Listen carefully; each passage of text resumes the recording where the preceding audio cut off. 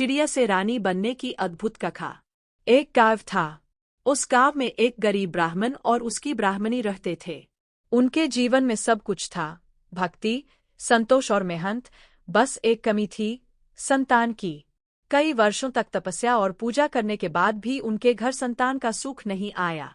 ब्राह्मणी अक्सर आंसुओं में डूब जाती और कहती, प्रभु, हमें जीवन में चाहे जैसा भी दुख दो, पर मातृत्व सुख से वंचित क्यों रखा। ब्राह्मण उसे ढांढस बंधाता और कहता, देवी, जो कुछ होगा अच्छा ही होगा। ईश्वर कभी भक्त का घर खाली नहीं छोड़ते। संतान के रूप में चिड़िया का बच्चा। एक दिन ब्राह्मण जंगल से लकड़ी काटकर लौट रहा था। रास्ते में उसे एक छोटे से घोंसले से गिरा हुआ चिड़िया का बच्चा मिला। वह नन्हासा बच्चा पंख फड़फड़ाता और चींची करता हुआ जीवन की भीख मांग रहा था। ब्राह्मण ने दया से उसे उठाया और घर ले आया। ब्राह्मणी ने जैसे ही उस चिड़िया के बच्चे को देखा, उसकी ममता उमड़ पड़ी। उसने उसे ऐसे गोद में लिया मानो साक्षात उसका अपना पुत्र हो। धीरे धीरे वह नन्हा चिड़िया का बच्चा उनके जीवन की धड़कन बन गया। वे उसे पालने में हिलाते, लोरी सुनाते और बड़े लाड़ प्यार से करते। यही हमारी संतान है, हमारा लाडला, हमारी राजकुमारी। गांव के लोग भी पूछते, ब्राह्मण, तुम्हारे घर संतान आई है क्या? तो ब्राह्मण मुस्कुराकर कह देता, हाँ, ईश्वर ने हमारी झोली भर दी है। राजकुमार की उत्सुकता। गांव के पास का राजा बड़ा दयालु था। उसका भी एक बेटा था, राजकुमार। एक दिन राजकुमार शिकार खेलने निकला। लौटते समय उसने देखा कि ब्राह्मणी अपने पालने को हौले हौले हिला रही है और कह रही है, सो जा मेरी राजकुमारी, तुझे ऐसा ससुराल दूंगी जो कोई सोच भी न पाए। राजकुमार ने जब यह सुना तो वह कौंक गया।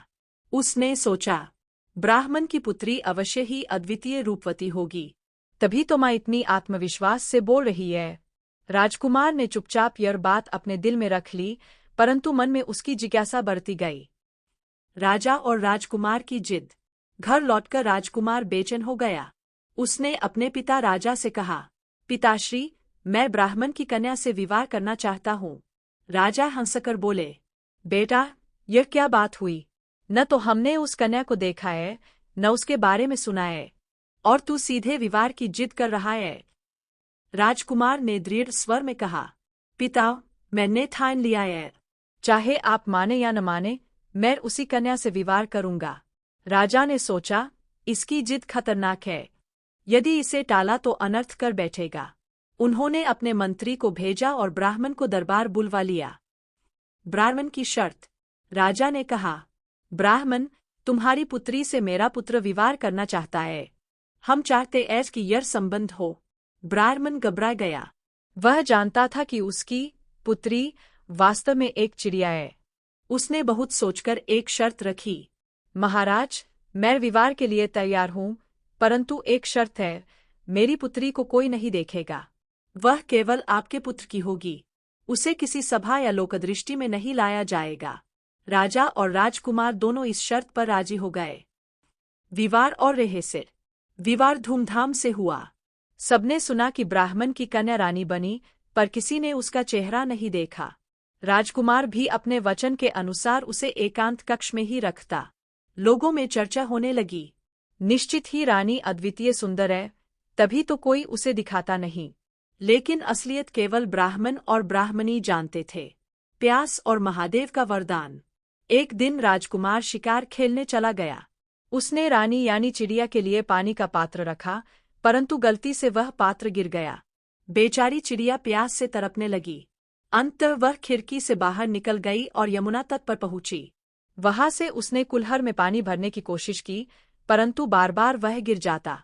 उसी समय महादेव और पार्वती वहां से गुजर रहे थे। पार्वती जी का हृदय पिघल गया।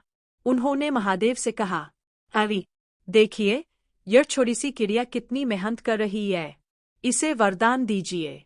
महादेव मुस्कुराए, देवी, तुम तो सदा करुणा से भर जाती हो। और उन्होंने आशीर्वाद दिया, आज से यह चिड़िया अद्वितीय रूपवती स्त्री बन जाएगी। क्षण भर में वह चिड़िया एक अलौकिक सुंदरी कन्या में बदल गई। उसकी सुंदरता ऐसी थी कि स्वयं देवता भी देखकर चकित रह जाए। सत्य का प्रकट होना। वह कन्या जल लेकर महल लौटी। जैसे ही वह द्वार पर पहुंची, अपने आप द्वार खुल गए। वह कक्ष में बैठ गई। जब राजकुमार शिकार से लौटा और कमरे का दरवाजा खुला देखा तो घबरा गया। अरे, कहीं मेरी चिड़िया को किसी ने तो नहीं मार डाला। अंदर जाकर उसने देखा कि वहां अपूर्व सुंदर स्त्री बैठी है। राजकुमार ने विस्मित होकर पूछा, तुम कौन हो? मेरी रानी कहाँ गई?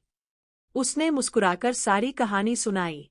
कैसे वह चिड़िया थी, कैसे प्यास से तड़पकर यमुना गई और महादेव पार्वती के आशीर्वाद से स्त्री बनी।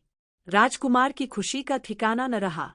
उसने तुरंत अपने माता पिता और दरबारियों को बुलवाया और कहा, आज मैं अपनी रानी का परिचय कराऊंगा। सब लोग रानी को देखकर स्तब्ध रह गए। अरे, यही कारण था कि राजकुमार ने इसे किसी को नहीं दिखाया। इसकी सुंदरता तो अलौकिक है। अंत। इस प्रकार चिड़िया के रूप में जन्मी वह कन्या महादेव के वरदान से एक महान रानी बनी। गाँव वाले कहते, ईश्वर यदि किसी का भाग्य लिखना चाहे तो एक चिड़िया को भी रानी बना सकता है।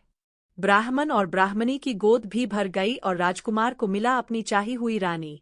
और यह कथा पीढ़ी दर पीढ़ी सुनाई जाती रही कि सच्चा प्यार और ममता कभी व्यर्थ नहीं जाती।